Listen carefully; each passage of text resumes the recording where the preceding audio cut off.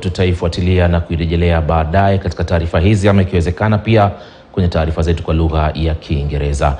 Tukiendelea na taarifa zaidi, ni kwamba inaonekana kuwa ule mswada wa fedha wa mwaka 2023 utapita kwa idadi ya wabunge wa Kenya Kwanza bungeni itakapozingatiwa. Kwa upande mwingine, tayari baadhi ya wabunge wa Azimio la Umoja wa Kenya wameonekana kuunga mkono mswada huo. Mwakilishi wa kike kaunti ya Nairobi Esther Passaris amesema kwamba matozo ya hazina ya nyumba za bei nafuu ya 3% yatawafaa wakazi wa jiji la Nairobi.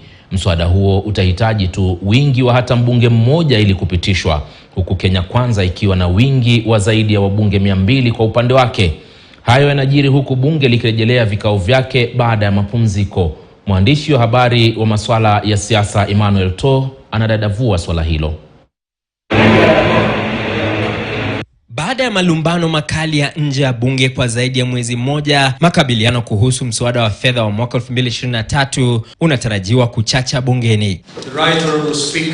Hata hivyo, kulingana na idadi ya wabunge wa Kenya Kwanza katika bunge la taifa, mswada huu unaonekana kupita ikiwa idadi ya wabunge hao watapiga kura ya ndio kupitisha. Kwa sasa Kenya Kwanza ina takriban wabunge 221, wakiwemo 165 waliochaguliwa baada ya uchaguzi mkuu wa Agosti mwaka uliopita, na wengine waliovuka sakafu baada ya Rais William Ruto kuchukua hatamu ya uongozi. Pindi tu baada ya uchaguzi mkuu, wa bunge 14 wakiwemo wabunge wa chama cha UDM walihamia Kenya Kwanza, wakiwemo wabunge huru 11, huku wengine 6 wa chama cha ODM wakiwemo mbunge wa Lang'ata Felix Odiwuor wa Kigura. Wengine 25 wa chama cha Jubilee pia walihama, wengi wao wakipigia debe miswada ya serikali. Ikiwa wabunge hawa watapiga kura kulingana na msimamo wa chama, basi mswada huo utapita, kwani Azimio imesalia na wabunge takriban 127 tu. Baadhi ya wabunge wa Azimio pia wameonekana kuunga mkono mswada huo. I want somebody who's earning 10,000 to understand that only 300 shillings will come out of your payslip. Then I think it's a little sacrifice for us to ensure that all our people living in the slums, which is over 80% of our population, actually end up with decent housing. SDG says we need to give decent housing to our people, decent jobs to our people. We are going to whip all our members and make sure that they toe the line of the party. The party has taken a position on this matter. So I'm not aware of any member who, from our side, who is saying that he is going to support the bill. But if there is any, the person knows the consequences. What are the consequences?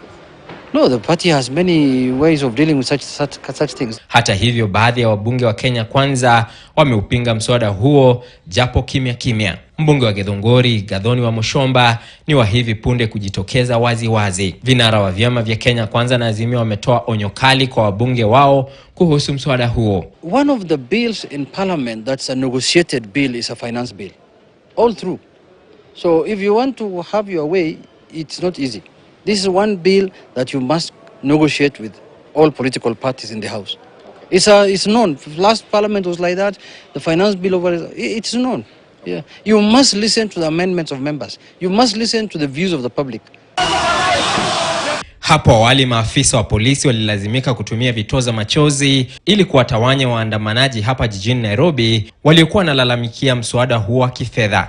Bunge la kitaifa sasa lina takriban wiki 3 tu kutoa mwafaka wake kuhusu mswada wa kifedha wa mwaka 2023 unaolenga kuongeza ushuru kote nchini. Sasa muda ukiendelea kuyoyoma kabla ya Julai mosi, wakati ambapo mwaka wa kifedha wa mwaka ujao unapotarajiwa kuanza.